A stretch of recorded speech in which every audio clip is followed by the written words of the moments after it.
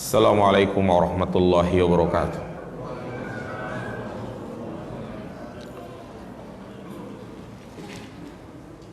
Innal hamdalillah nahmaduhu wa nasta'inuhu wa nastaghfiruh wa na'udzu billahi min shururi anfusina wa min sayyiati a'malina. May yahdihillahu fala mudilla lahu wa may yudlil fala hadiya lahu. Ashhadu an la ilaha illallah wahdahu la syarika lah wa ashhadu anna Muhammadan abduhu wa rasuluh la nabiyya ba'dah. Allahumma salli ala Muhammad wa ala ali Muhammad. Qala Allah ta'ala fil Qur'anil Karim, ya ayyuhan nasu ittaqu rabbakumul ladzi khalaqakum min nafsin wahidah wa khalaqa minha zawjaha wa batha minhuma rijalan katsiran wa nisaa wattaqullaha alladzi tasaaluna bihi wal arham innallaha kana 'alaikum raqiba. Wa qala an-nabiy sallallahu alaihi wasallam, fa inna asdaqal hadisi kitabullah wa khairal hadi hadi Muhammadin sallallahu alaihi wasallam wa syarrul umuri muhdatsatuha fa inna kulla muhdatsatin bid'ah fa inna kulla bid'atin dhalalah wa kulla dhalalatin finnar.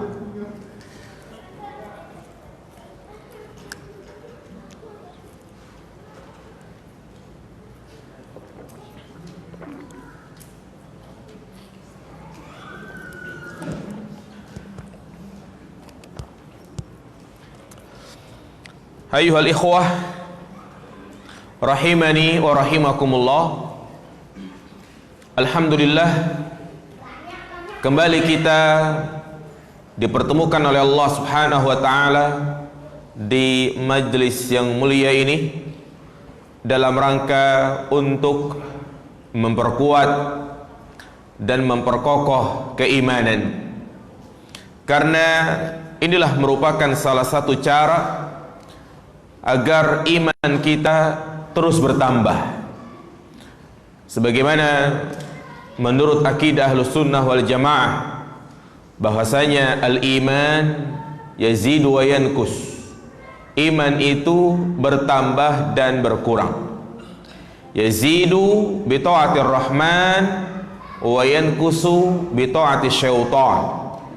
Iman akan bertambah dengan kita taat kepada Allah Subhanahu wa taala, dan akan berkurang dengan bermaksiat kepada Allah Subhanahu wa taala. Maka dari itu, menghadiri majlis ilmu merupakan salah satu bentuk ketaatan, perintah. Maka siapapun dia yang belajar ilmu agama, insyaallah imannya akan terus bertambah, karena di dalamnya disampaikan ayat-ayat Al-Quran, hadis-hadis Nabi Sallallahu Alaihi Wasallam, dan juga nasihat-nasihat yang bermanfaat bagi kita semua. Allah Subhanahu Wa Taala berfirman, "Fadzakir, fa inna dzikra tanfa'ul mu'minin." Berikanlah peringatan, karena sesungguhnya peringatan itu bermanfaat bagi orang-orang yang beriman. 6 jamaah sekalian, seperti biasa di majlis ini, tepatnya hari Sabtu ba'da maghrib pekan yang ketiga, kita membahas kitab Nawaqidul Islam, pembatal-pembatal keislaman, perkara-perkara yang wajib untuk kita waspada darinya, karena ini bisa merusak keislaman kita, bisa menggugurkan amal ibadah kita. Berbeda halnya kalau kita membahas pembatal salat, pembatal wudu, yaitu hanya membatalkan satu ibadah saja. Tetapi Nawaqidul Islam dikatakan pembatal-pembatal keislaman yang dengan dia melakukan salah satunya saja berarti dia keluar dari Islam. Nah, terakhir kita sebutkan poin yang ketiga, ya. Poin yang ketiga yang telah kita sebutkan adalah man lam yukaffiril musyrikin aw syakka fi kufrihim aw sahhaha madhhabahum kafar. Orang yang tidak mengkafirkan orang-orang musyrik atau meragukan kekufurannya atau membenarkan mazhab mereka, maka dia telah kafir. Iya. Berikutnya pembatal keislaman yang keempat, ar-rabi', man i'taqada anna ghaira hadiyin nabiy sallallahu alaihi wasallam akmalu min hadihi, yaitu orang yang meyakini bahwasanya selain petunjuk Nabi sallallahu alaihi wasallam itu lebih sempurna dari petunjuknya, au anna hukma ghairihi ahsanu min hukmihi, atau bahwasanya hukum selain hukum Islam itu lebih baik dari hukum Islam. Kalladzi yufaddilu hukma tawaghit ala hukmihi fahuwa kafir, seperti orang yang lebih mengedepankan, lebih mengutamakan hukum taugut, yaitu hukum buatan-buatan manusia yang tentunya ya terdapat banyak kesalahan di dalamnya. Maka siapa saja yang lebih mengedepankan hukum taugut, itu hukum selain Allah, daripada hukum Islam, fahuwa kafir, maka sungguh dia telah kafir. Muallif itu Syekh Muhammad bin Abdul Wahhab At-Tamimi rahimahullahu ta'ala dalam poin ini menjelaskan ada dua masalah penting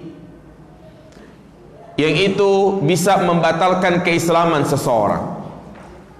Poin yang pertama yaitu siapa saja yang meyakini petunjuk selain petunjuk Nabi SAW itu lebih sempurna, lebih baik dari petunjuk Nabi kita Muhammad SAW. Kemudian poin yang kedua, dianggap keluar dari Islam, yaitu orang yang meyakini bahwasanya hukum selain Islam itu lebih baik dari hukum Islam. Maka tentunya dua masalah ini sangat bertentangan dengan prinsip-prinsip dasar Islam. Kita sebagai seorang muslim diajarkan untuk al-istislam, berserah diri kepada Allah Subhanahu wa taala, wal inqiyad li taatillah, tunduk dan patuh di dalam mentaati perintah Allah Subhanahu wa taala. Yakni di mana kita wajib meyakini bahwasanya ya petunjuk yang dibawa oleh Nabi sallallahu alaihi wasallam adalah petunjuk yang paling sempurna. Selainnya batil, jamaah sekalian. Di antara dalil yang menjelaskan masalah ini yaitu firman Allah Subhanahu wa taala dalam surat Al-Maidah ayat 3 yang merupakan nikmat yang sangat besar Allah berikan kepada umat Islam. Allah berfirman, al-yauma akmaltu lakum dinakum, pada hari ini telah aku sempurnakan bagi kalian agama kalian. Firman Allah Subhanahu wa taala dalam ayat ini menunjukkan dua hal. Yang pertama, Islam adalah agama yang sudah paling sempurna. Dan yang kedua, Allah telah menyempurnakan syariat-syariat yang ada di dalamnya. Sehingga kalau memang Islam adalah agama yang paling sempurna, petunjuk yang paling sempurna, dan juga syariat yang telah disempurnakan, maka hendaknya kita mencukupkan dengan apa yang ada di dalamnya. Iya, karena itu sudah terbaik. Seperti halnya, ya, tatkala dalam urusan dunia saja, kita pasti kalau membeli suatu barang, pilih cari yang paling apa? Yang paling bagus. Beli mangga misalnya, sekarang lagi musim mangga ya kan, pilih dilihat apa namanya batangnya, ya, bagian tertentu, oh ini udah matang, cari yang paling bagus. Cari istri juga cari yang paling apa? Sempurna, yang kaya, yang cantik, yang banyak keturunannya. Itu dalam urusan dunia. Iya.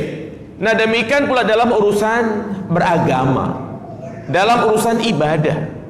Kalau memang Islam adalah agama yang sudah sempurna, maka itulah yang wajib untuk kita amalkan. Itulah yang wajib untuk kita berpegang teguh dengannya. Sehingga tidak boleh seseorang mengambil petunjuk selain petunjuk Islam. Tidak boleh dia mengikuti petunjuk yang itu bertentangan dengan ajaran Islam. Makanya Rasulullah sallallahu alaihi wasallam selalu menyampaikan, ketika beliau memulai kajian, memulai ta'lim, beliau selalu menyampaikan khutbatul hajah. Di antara apa yang beliau sampaikan, fa inna asdaqal hadisi kitabullah wa ahsanal kalam kalamu Rasulillah. Iya. Jadi sebaik-baik petunjuk, sebenar-benarnya petunjuk adalah kitabullah, dan sebaik-baik ucapan adalah ucapan Rasulullah SAW. Inna ahsanal hadisi kitabullah wa ahsanal hadi hadi Muhammadin sallallahu alaihi wasallam. Sesungguhnya, ya, hadis, yaitu ucapan yang paling baik adalah kitabullah, dan petunjuk yang paling baik adalah petunjuk yang dibawa oleh Nabi sallallahu alaihi wasallam. Makanya petunjuk Rasulullah SAW itu mencakup Al-Quran dan hadis-hadisnya, di mana kita harus berpegang teguh dengan keduanya ini. Tidak boleh hanya mengamalkan salah satunya saja. Dia yang hanya mengamalkan Al-Quran saja tanpa mengamalkan hadis-hadis yang sahih, maka akan tersesat. Karena banyak sekali penjelasan-penjelasan yang ada di dalam Al-Quran itu dijelaskan oleh Nabi SAW. Seperti misalnya, ya, tata cara sholat 5 waktu, ya, mulai dari gerakannya, jumlah rakaatnya, itu Nabi SAW yang menjelaskan. Makanya Allah sebutkan dalam surat Al-Isra ayat 9, inna hadzal qur'ana yahdi lillati hiya aqwam. Sesungguhnya Al-Quran memberikan petunjuk ke jalan yang paling lurus. Ya, Allah tidak hanya mengatakan memberikan jalan yang lurus, tapi jalan yang paling apa? Yang paling lurus, lillati hiya aqwam.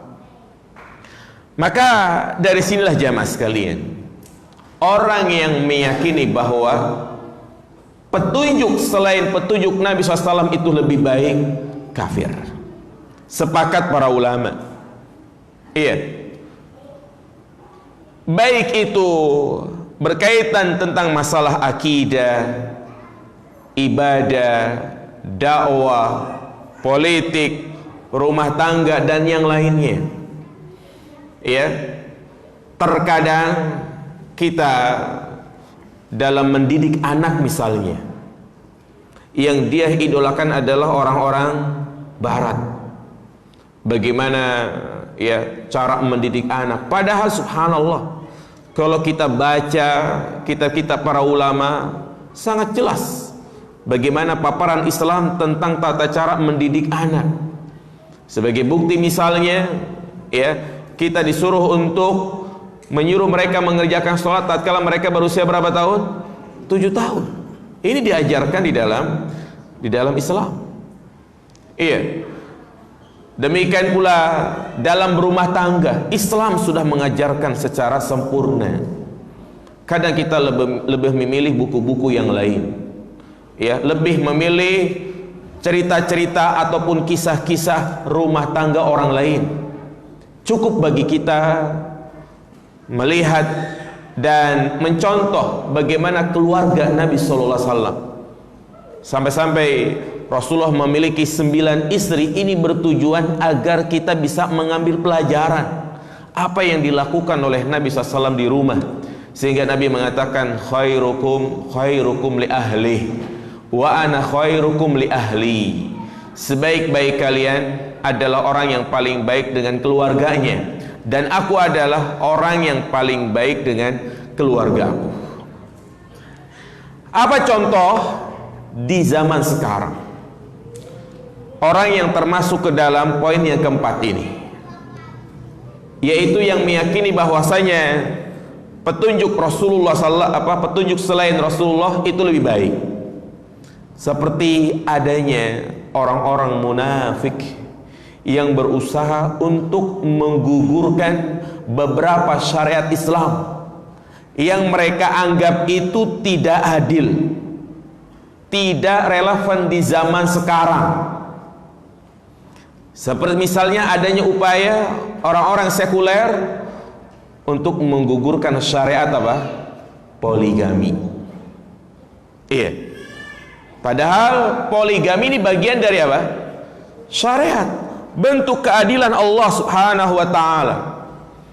Iya.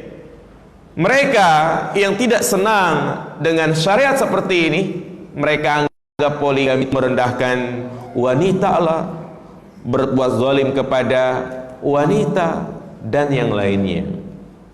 Padahal kalau kita lihat dari sisi yang lain, justru ini dalam rangka untuk menyelamatkan wanita, karena sudah menjadi sunatullah bahwa dengan berkembangnya zaman, ya, wanita itu lebih banyak dari kaum laki-laki, dan itu sudah menjadi sunatullah jamaah sekalian. Ya, maka nanti di akhir zaman 1 banding berapa jemaah? 1 banding 7, bahkan mungkin lebih banyak dari itu. Sehingga wanita yang kadang dia butuh untuk terpenuhi kebutuhan biologisnya, dari mana mereka bisa melakukan itu? Dengan berzina atau yang lainnya. Ya, makanya Islam adalah agama yang indah memberikan solusi, yaitu syariatkannya poligami. Makanya mereka yang membenci syariat poligami berarti dia membenci salah satu dari petunjuk Nabi sallallahu alaihi wasallam. Namun harus kita bedakan, ya, seorang istri ketika dia menolak poligami, apa dulu dasarnya? Karena ya tabiat perempuan jamaah sekalian. Kalau antum nanya sama istri antum, mau nggak nih saya poligami? Jawabannya apa? Mau saya potong-potong? Galak amat. Ya, nggak ada yang mau, susah gitu kan. Mungkin 1001 orang. Iya. Maka ketidakmauannya dia dipoligami, alasannya apa? Jika dia mengatakan Islam tidak adil, dia betul-betul benci dengan syariat poligami, dia mengatakan poligami itu merendahkan martabat wanita, ya, wanita dizolimi, yang namanya cinta itu nggak bisa dibagi-bagi, cinta itu cukup hanya kepada satu orang, maka dia termasuk ke dalam poin ini, membenci apa yang telah ditunjuki oleh Nabi Shallallahu Alaihi Wasallam. Makanya bagus sekali Al-Imam As-Sinqiti menjelaskan tentang syariat poligami, hikmah dari syariat poligami. Berbeda dengan orang yang mungkin dia belum siap lah, atau mungkin karena memang ya tidak mau saja, maka dia tidak termasuk ke dalam poin yang keempat ini. Jangan sampai nanti pulang ketika antum tanya istri antum, nggak mau, kafir antum. Galak, kafir antum. Ya nggak bisa aja mas sekalian. Iya, demikian pula Islam menetapkan bahwasanya kedudukan wanita itu di bawah kedudukan laki-laki. Tapi di zaman sekarang ini banyak orang-orang yang ingin berupaya menyetarakan antara kedudukan laki-laki dan perempuan, yang disebut dengan apa itu? Emansipasi atau juga gender. Ini nggak mungkin. Ini sama saja dia menolak petunjuk Nabi Shallallahu Alaihi Wasallam. Iya. Padahal Allah Subhanahu Wa Taala menciptakan kaum wanita itu dengan kudrat berbeda dengan laki-laki, baik secara fisik maupun secara hukum agama. Makanya Allah Subhanahu Wa Taala menyebutkan dalam surat Ali Imran ayat 36, "Walaisa zakaru kal unsa." Ya, laki-laki itu tidak seperti wanita dalam masalah fisik, misalnya biologisnya, secara biologisnya, sifatnya, cara berfikirnya, ya, bahkan anggota tubuhnya berbeda. Wanita mengalami reproduksi, mengandung, hamil, kemudian melahirkan, menyusui, mensurasi. Laki-laki ngalamin nggak? Nggak ngalamin itu. Ini dari sisi fisik berbeda, dari sisi biologis berbeda. Nah, demikian pula dari sisi syariat. Allah Subhanahu wa Ta'ala telah memberikan beberapa perbedaan hukum antara laki-laki dan perempuan. Apa di antaranya? Misalnya kepemimpinan, baik itu kepemimpinan yang bersikap dalam ruang lingkup kecil maupun besar, yang berhak memimpin adalah siapa? Laki-laki. Enggak boleh presiden, ya, yang menjadi presiden adalah perempuan. Tidak boleh menjadi gubernur adalah perempuan. Ini Allah yang tetapkan. Iya.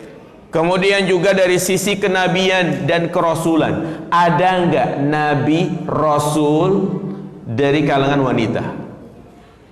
Pernah dengar enggak? Tidak ada. Allah Subhanahu wa Ta'ala telah menjadikan kenabian kerasulan itu dari kalangan laki-laki. Iya. Wanita tidak wajib sholat berjamaah, laki-laki wajib mengerjakan sholat berjamaah. Wanita, iya, tidak boleh menikah tanpa wali. Laki-laki boleh atau tidak? Boleh. Misalnya dia ingin menikah dengan akhwat di Kalimantan, dia datang sorangan baik, sah nggak nikahnya? Sah. Sendirian dia datang ke sana, nggak bawa orang tuanya, iya, nggak bawa siapa-siapa, sah. Perempuan boleh nggak? Nggak boleh. Jangankan nikahnya, safarnya saja dia juga berdosa. Iya. Batasan aurat juga diberikan perbedaan. Wanita seluruh tubuhnya adalah aurat. Al-mar'atu auratun. Seluruh tubuh wanita adalah aurat kecuali wajah dan telapak tangannya. Demikian pula wanita ketika ditinggal mati oleh suaminya atau diceraikan oleh suaminya, maka dia wajib menjalankan masa iddah, menunggu sampai 3 bulan 4 bulan. Iya. Kalau suami istrinya meninggal jam 5 sore, jam 7 malam dia kawin lagi, boleh atau tidak? Boleh. Boleh. Tega amat. Ya, emang boleh gimana? Orang juga nggak pengen bersedih berlarut-larut, ya kan? Nah, itu perbedaan hukum warisan.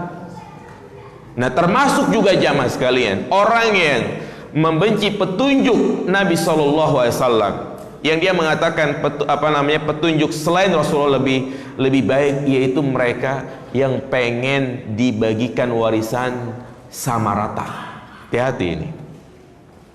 Ya, karena Islam telah mengatur di mana wanita itu 1 bagian, laki-laki 2 bagian, itu yang ditetapkan. Maka siapa saja yang mengatakan udahlah kita bagi rata aja, insya Allah ini lebih adil, tuh kalimat-kalimat yang mengatakan ini lebih adil, maka sama saja dia menganggap ya hukum buatan manusia itu lebih baik dari petunjuk Nabi Shallallahu Alaihi Wasallam. Nah, ini banyak contohnya seperti itu. Ingat ya, apa yang saya sampaikan ini secara umum. Kita tidak boleh misalnya ada yang berkuar-kuar di media sosial. Apa itu poligami? Apa itu syariat poligami? Ya, yang merendahkan manusia. Enggak bisa kita serta-merta mengatakan dia apa? Kafir. Iya.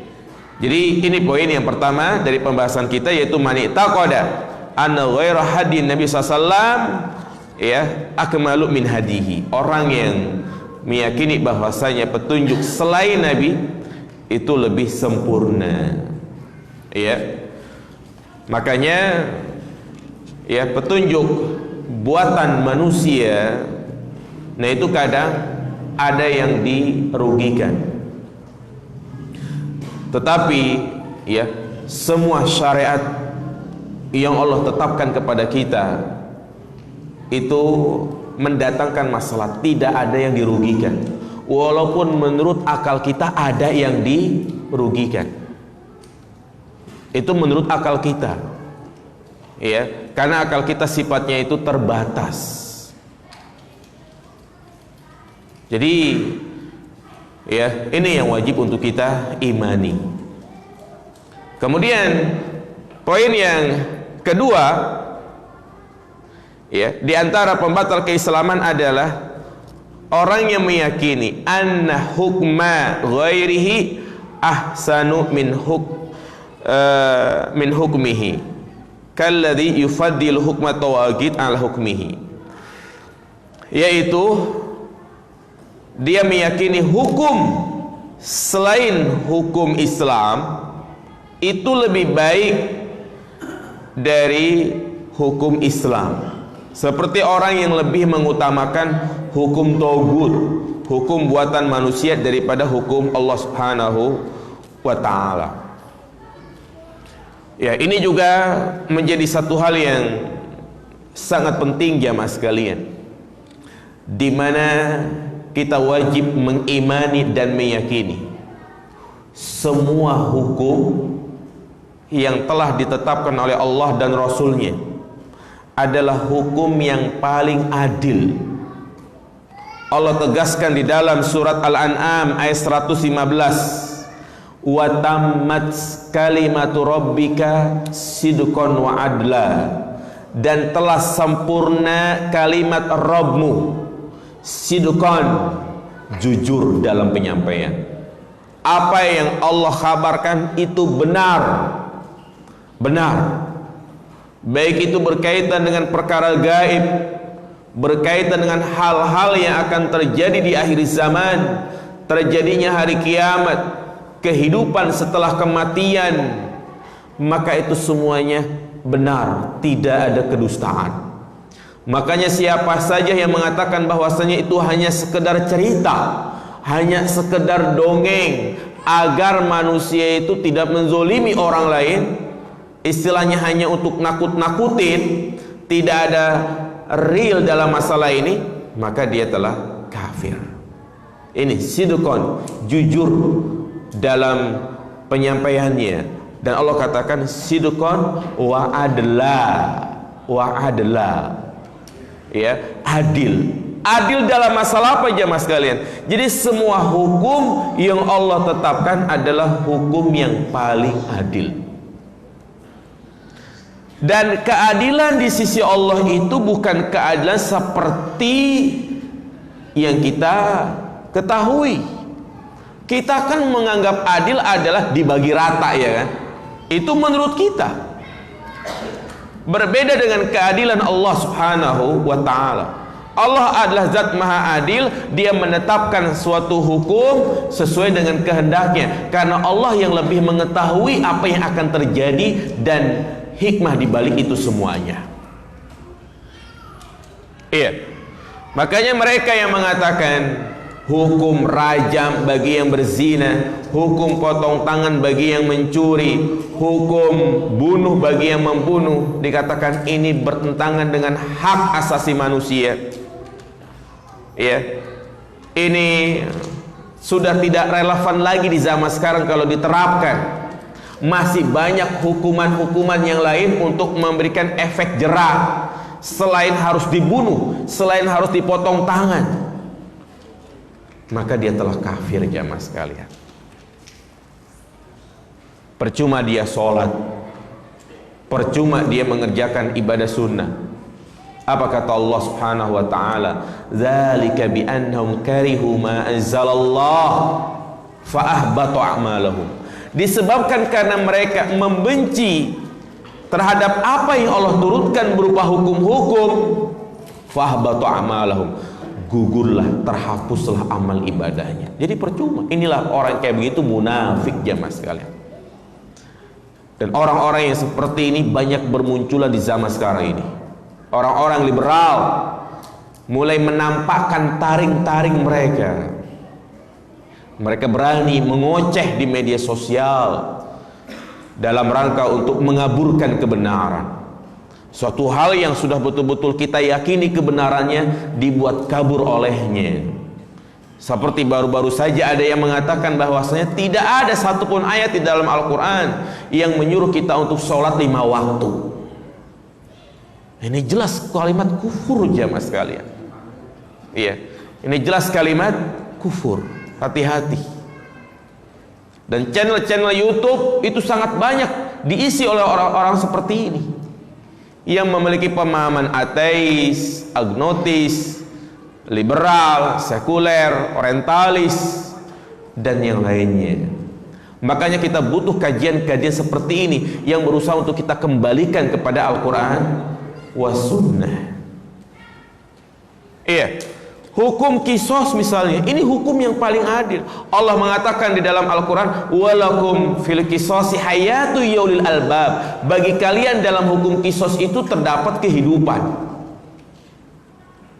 Iya, walaupun yang mati 1 orang, tapi menyelamatkan ribuan nyawa, jutaan nyawa. Karena orang akan berpikir 1000 kali, kalau saya membunuh maka akan diapain? Dibunuh. Lihat negara-negara yang mereka menerapkan hukum Islam, seperti misalnya Saudi Arabia. Subhanallah, ada tapi sangat jarang terjadinya tindakan kriminalitas. Apalagi negaranya yang sifatnya itu nggak seperti negara kita. Negara sana penuh dengan padang pasir, artinya antar kampung jauh, sehingga kalau melakukan tindakan kriminalitas kemanapun dia pergi pasti dapat. Iya, orang maling mobil pasti dapat di sana itu. Sedikit terjadinya pembunuhan. Beda di negara-negara yang mereka tidak menerapkan hukum Islam. Hampir setiap hari kalau kita baca berita, apalagi pos kota, isinya apa? Begal lah, pembunuhan lah, ya, antar pedagang lah, antar pengusaha lah, saling apa? Bunuh-bunuhan. Nah ini karena mereka ya nggak sadar, tidak memberikan efek jerah. Sekarang membunuh, mungkin dia dihukum berapa tahun? 10 tahun, 8 tahun.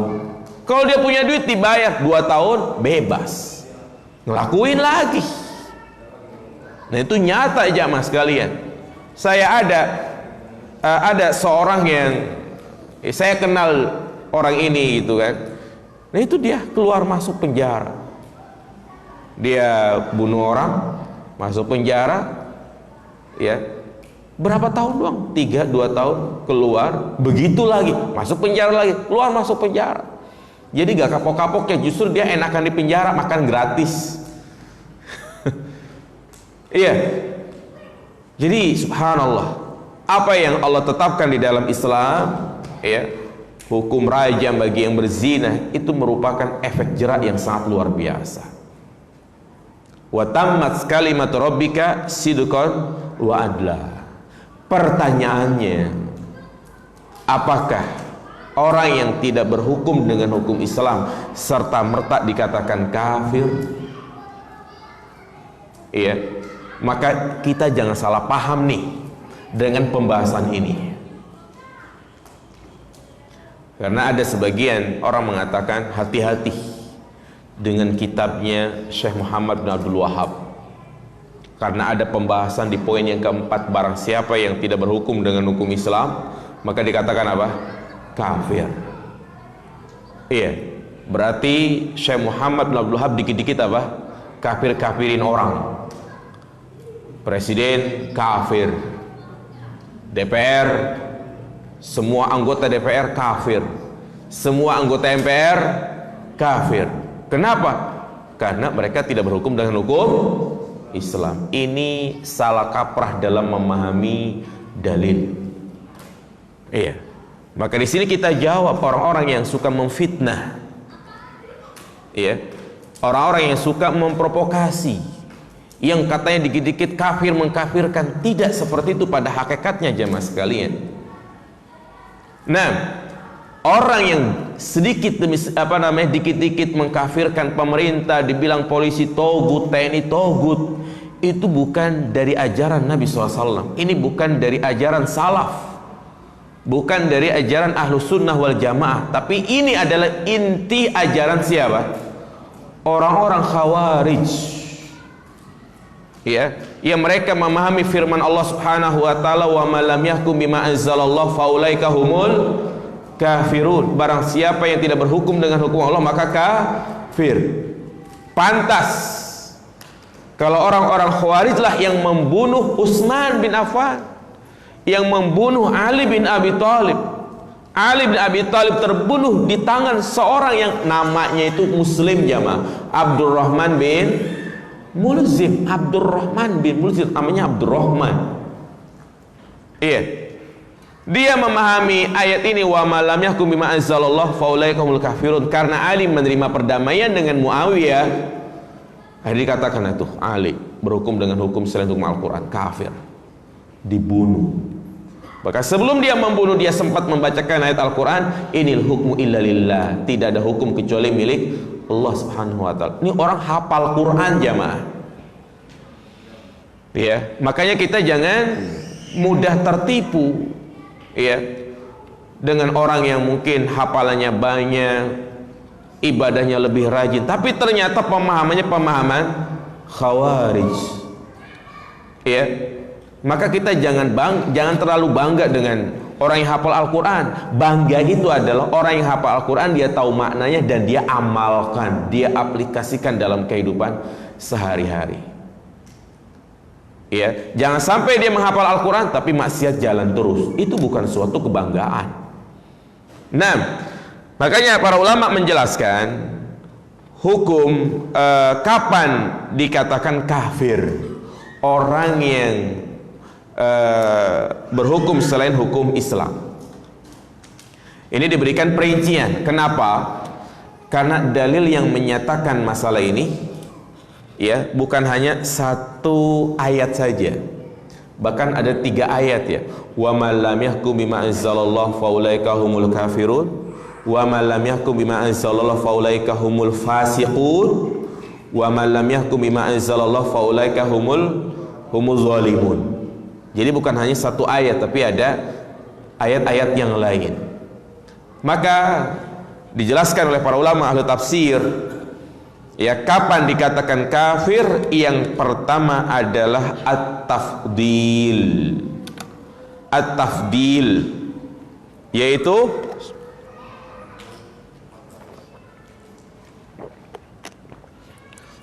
dia menganggap bahwa selain hukum Islam itu lebih baik dari hukum Islam.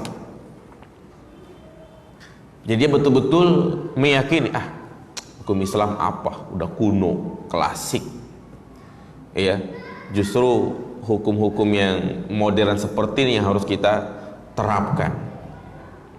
Maka dia kafir jamaah sekalian. Apa kata Allah Subhanahu wa ta'ala dalam surat Al-Maidah ayat 50? Wa man ahsanu minallahi hukma liqaumi yuqinun. Siapakah orang yang hukumnya itu lebih baik dari hukum Allah Subhanahu wa ta'ala? Bagi orang-orang yang meyakini. Iya, seperti dia meyakini bahwasanya hukum negara itu lebih baik daripada hukum Al-Quran. Hukum adat lebih baik dari hukum Al-Quran. Hukum hasil musyawarah itu lebih adil daripada hukum Al-Quran. Ya, hukum penjajah itu lebih baik daripada hukum Al-Quran. Seperti misalnya, ya, undang-undang yang dibuat oleh penjajah Belanda itu dianggap itulah yang paling baik. Maka baru ini dikatakan apa? Kafir. Ya. Nah, Kemudian yang kedua, al-musawat. Al-musawat, yaitu orang yang berhukum dengan hukum selain hukum Islam dikatakan kafir jika dia meyakini bahwa hukum selain hukum Allah itu sama dengan hukum Allah. Ini menyamakan nih, ya, menyamakan antara hukum Allah dengan hukum buatan manusia. Ini pun tidak diperbolehkan, ya. Jadi dia menerapkan hukum Islam, ya, dia baru bisa menerapkan kalau dia anggap sesuai dengan maslahat yang ada, baru dia terapkan. Maka intinya poin yang kedua ini, ya, orang yang dikatakan kafir adalah al-musawat, meyakini bahwasanya hukum selain Allah itu sama dengan hukum Allah. Kemudian yang ketiga, jamaah sekalian, yaitu dia tidak mengatakan secara umum, tapi dia menghalalkan satu hukum yang bertentangan dengan syariat Allah. Itu juga dianggap kafir. Jadi sekali lagi, ya, menghalalkan satu hukum yang bertentangan dengan syariat Allah Subhanahu wa ta'ala. Jadi walaupun hanya satu hukum saja, ya, itu tidak diperbolehkan, bahkan bisa menyebabkan kufur. Kayak tadi misalnya, ya, pembagian warisan harus disamaratakan.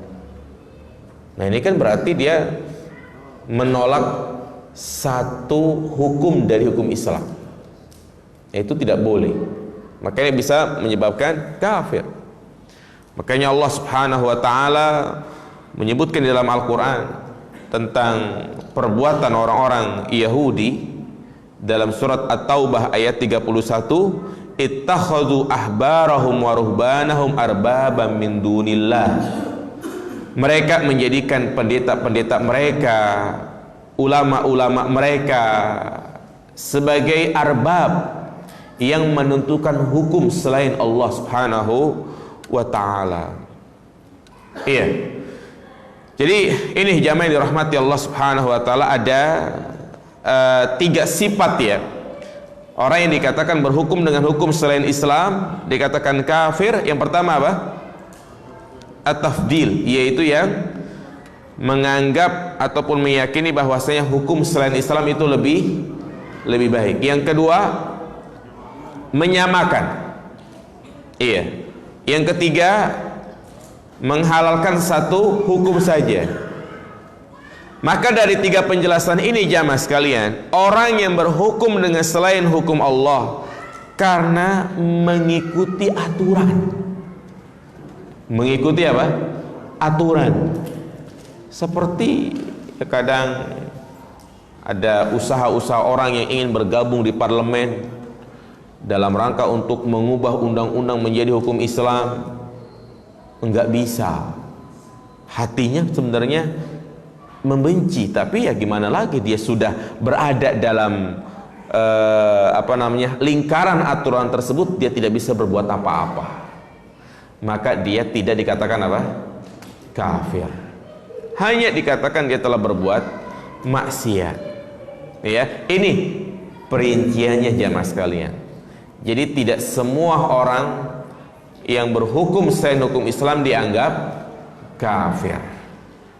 Iya. Jadi jaga lisan kita, karena sebagaimana yang sudah kita jelaskan pada pertemuan sebelumnya, kafir mengkafirkan ini adalah masalah yang besar, di mana ahlu sunnah wal jamaah mengajarkan kepada kita tidak boleh sembrono, tidak boleh kita, ya, mengkafirkan orang lain yang jelas-jelas adalah muslim, dan juga tidak boleh seseorang yang selalu melontarkan, ya, memponis, oh, kelompok ini mah kerjanya suka mengkafir-kafirkan. Ini juga tidak diperbolehkan. Ini justru akan membuat permusuhan. Nah, azan jamaah sekalian.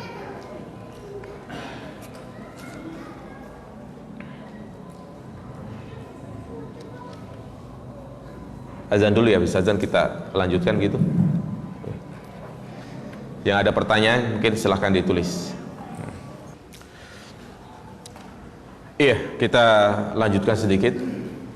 Jadi poin yang keempat ini merupakan hal yang sangat penting untuk kita ketahui, terutama di zaman sekarang ini, adanya upaya orang-orang munafik yang ingin menggamburkan ya petunjuk-petunjuk Nabi Shallallahu Alaihi Wasallam.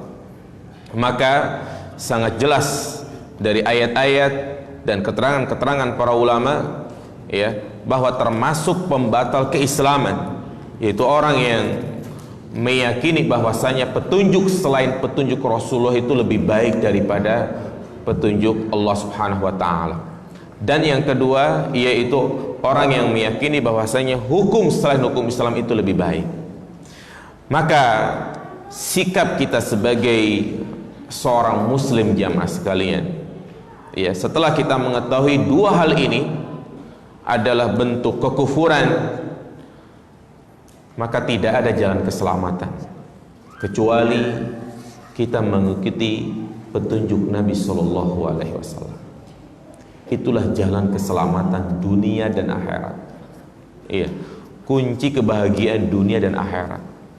Berusaha secara totalitas mengikuti ajaran Rasulullah dalam semua hal. Iya, sehingga ini akan melepaskan kita dari segala perselisihan. Dan tentunya ya kita memahami hadis-hadis Nabi SAW, kita serahkan kepada ulama-ulama kita, kepada ulama-ulama terdahulu, kepada pemahaman para sahabat. Karena itulah yang dijanjikan oleh Allah Subhanahu wa taala. Apa kata Allah dalam surat Thaha ayat 124? Famanittaba'a hudaya fala yadhillu wa la yasqa wa man a'rada an dzikri fa inna lahu ma'isyatan dhanka. Barang siapa yang mengikuti petunjukku, kata Allah, ya, maka dia tidak akan tersesat dan tidak akan sengsara. Lihat di sini, siapa yang bilang ini? Allah Subhanahu wa taala. Dan Allah kalau sudah berjanji pasti benar. Iya. Sebaliknya, waman a'radu an zikri fa inna lahu ma'isyatan dhanka wa nahsyuruhu yaumal qiyamati ama. Dan barang siapa yang berpaling dari peringatanku, maka sungguh dia akan menjalani kehidupan yang sempit. Ini di dunia, hatinya sempit, dia tidak mau menerima kebenaran. Iya, hatinya sempit karena dia hanya menerima pendapat ustadznya saja, pendapat satu orang saja yang diagung-agungkan. Dan kami akan kumpulkan dia pada hari kiamat dalam keadaan buta. Inilah janji dari Allah Subhanahu wa taala untuk senantiasa berusaha mengikuti petunjuk Nabi SAW. Makanya Allah juga mengatakan, wa ma atakumur rasulu fakhudhu wa ma nahakum anhu fantahu. Apa yang diajarkan oleh Rasul kalian maka ambillah, dan apa yang dilarang oleh Rasul kalian maka tinggalkanlah. Pelajarilah hadis-hadis Nabi Sallallahu Alaihi Wasallam, ya, agar itu menjadi pedoman, lentera dalam mengarungi kehidupan ini. Iya, itu mungkin apa yang bisa kita sampaikan ya berkaitan pembatal keislaman. Poin yang keberapa? Yang keempat. Insyaallah nanti berikutnya yang kelima, man abghada syai'an mimma ja'a bihi rasul walau amila bih kafar. Secara khusus nih, orang yang membenci ya salah satu dari syariat yang dibawa oleh Rasul, walaupun dia mengamalkannya, maka sungguh dia telah kafir.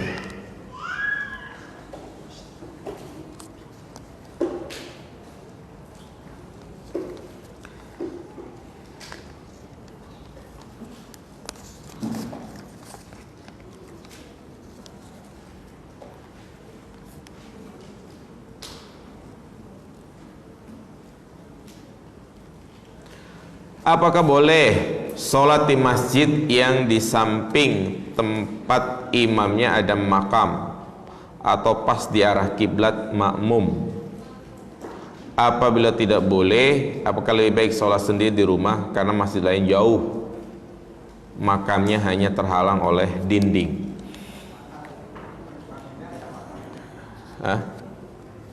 Iya, jadi masjid depannya ada makam, begitu. Ini ada gambarnya tuh, ya kan?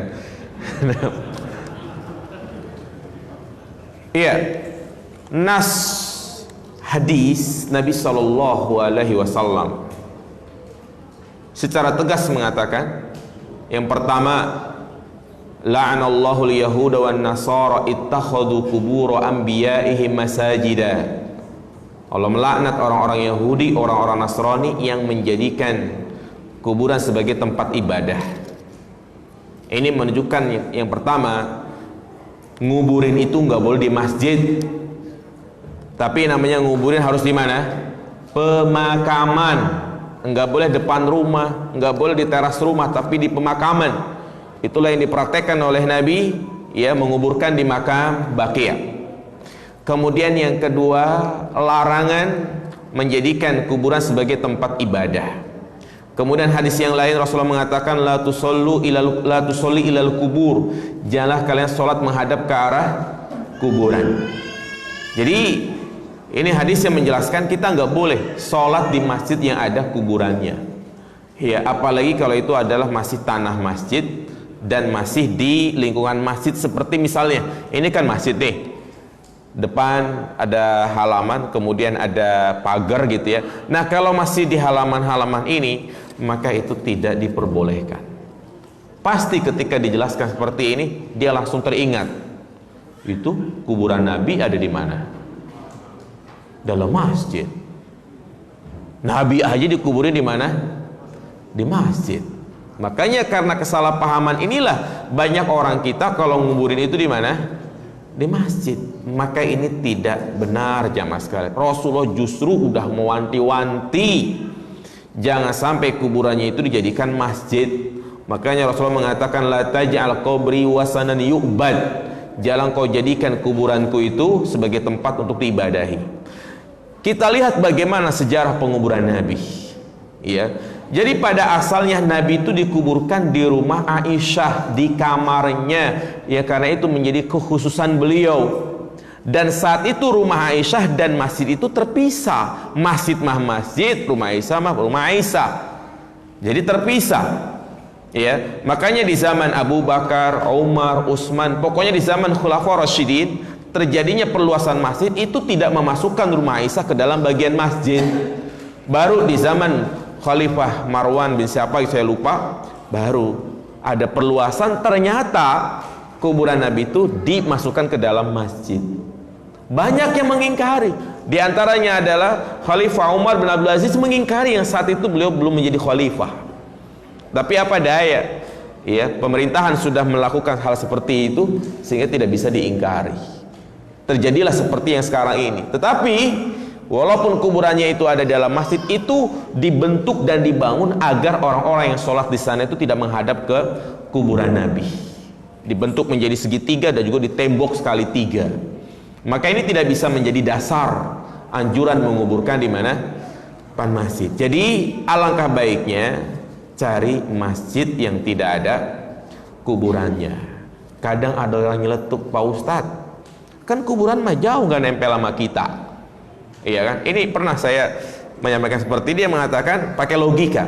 Sekarang gini Pak Ustadz, kita sholat di shop yang kedua, ya. Kemudian di depan kita shop pertama itu ada najis. Sholat kita tetap sah atau tidak? Sah. Saya bilang sah.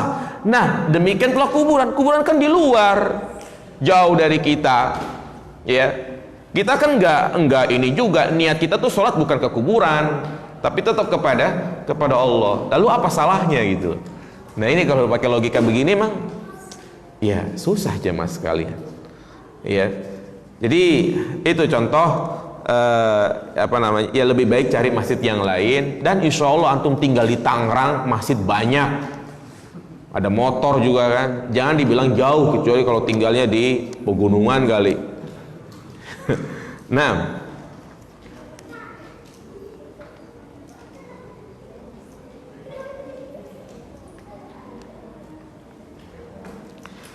pada hari kiamat kelak Allah akan menyerahkan seorang Yahudi ataupun Nasrani kepada setiap Muslim. Kemudian Allah berfirman, inilah penembusmu dari siksa api neraka. Apa maksudnya hadis ini? Saya tidak tahu ya. Mungkin nanti bisa saya cek ya, apa maksud dari hadis ini. Wallahu a'lam.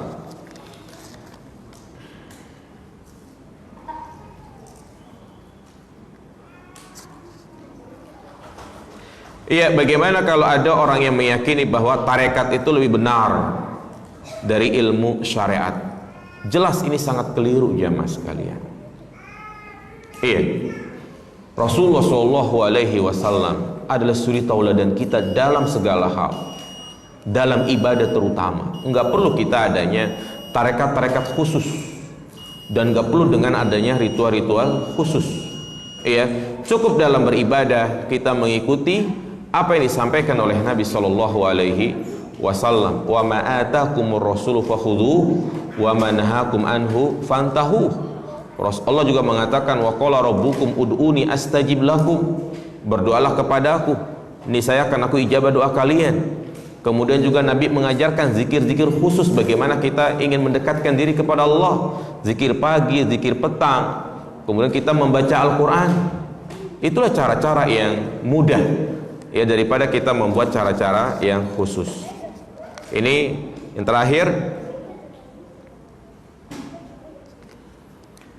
mengapa terdapat perbedaan dalam mazhab sedangkan Islam adalah agama yang sempurna? Apakah penjelasannya kurang sempurna? Ya, tolong jawabannya tidak menggantung. Ya, adanya perbedaan mazhab jamaah sekalian, terutama ya mazhab yang keempat. Karena kita tahu jamaah sekalian, mereka ini imam yang empat berbeda zaman dan juga berbeda tempat. Seperti misalnya adanya mazhab Imam Abu Hanifah. Ya, terkadang belum sampai kepadanya hadis sehingga dia memiliki pandangan mazhab seperti itu. Demikian pula Imam Malik punya pandangan tersendiri tentang suatu hukum. Sebagai contoh misalnya masalah nikah. Imam Abu Hanifah menjelaskan bahwasanya ya, sah enggak nikah tanpa wali? Sah. Imam Abu Hanifah. Ya, ini contoh perbedaan mazhab. Jadi ini dalam memahami dalil. Jadi kita dalam memahami dalil itu ya, perlu adanya disebut istidlal. Perlu dikait-kaitkan antara satu dalil dengan dalil yang lain. Sebagai contoh misalnya, kalau kita memahami hadis secara versial, maka itu akan terjadi ketimpangan dalam syariat. Contoh misalnya kadang ada program one day one hadis, ya kan? Satu hari satu hadis. Kita pelajari satu hari satu hadis, kemudian kita amalkan. Maka ini cara yang keliru. Kenapa? Karena kadang ada hadis yang itu dimansuh. Artinya hukumnya itu sudah tidak berlaku lagi. Contoh misalnya, hari ini kita bahas hadis perintah untuk membunuh anjing hitam. Ya, pokoknya setelah dari sini kita amalkan hadis ini. Kalau ada anjing hitam kita bunuh-bunuhin. Besoknya dia ngaji lagi, baca hadis satu lagi. Lah, ternyata diapain? Dimansuh. Nah, inilah yang menjadi sebab terjadinya apa? Perbedaan-perbedaan pendapat. Ya. Maka dari itulah ya para ulama mazhab tetap mereka menyampaikan idza sahal hadisu fahuwa mazhabi. Apabila ada hadis yang sahih, maka itu adalah mazhabku. Ya. Memang perlu kita belajar ya, belajar agama dan belajar agama secara mendalam. dengan kita mempelajari bahasa Arab, ya, mempelajari Al-Quran dengan benar. Karena di zaman sekarang ya banyak orang yang kadang-kadang ya dia bukan ahlinya tapi berbicara apa? Sembarangan. Iya, lihat di media-media sosial, komentatornya luar biasa. Ya padahal dia baca kitab gondrong aja nggak bisa, apalagi kitab apa? Gundul. Iya. Justru jamaah sekalian, ini sangat penting. Ketika antum bermajlis gitu ya, ada ustadz yang berbeda pandangan, itu tidak bisa serta-merta antum langsung, oh ustadz ini yang benar. Tapi kita berusaha untuk mencari tahu, belajar. Itu adalah muslim yang cerdas jamaah sekalian. Ya, dia berupaya, oh ustadz ini nyampein satu hadis, dia cari ini hadisnya sesuai atau tidak, tepat atau tidak. Begitu jamaah sekalian. Sehingga setelah kita baca, oh ternyata salah, berarti ini kita tidak boleh apa? Meyakininya. Iya. Jadi demikian jamaah sekalian, semoga kajian ini bermanfaat. Ya, semoga kita semua diberikan petunjuk dan istiqomah untuk mengikuti Al-Quran wa sunnah. Demikian, subhanakallahumma bihamdika asyhadu an la ilaha illa anta astaghfiruka wa atubu ilaik. Assalamualaikum warahmatullahi wabarakatuh.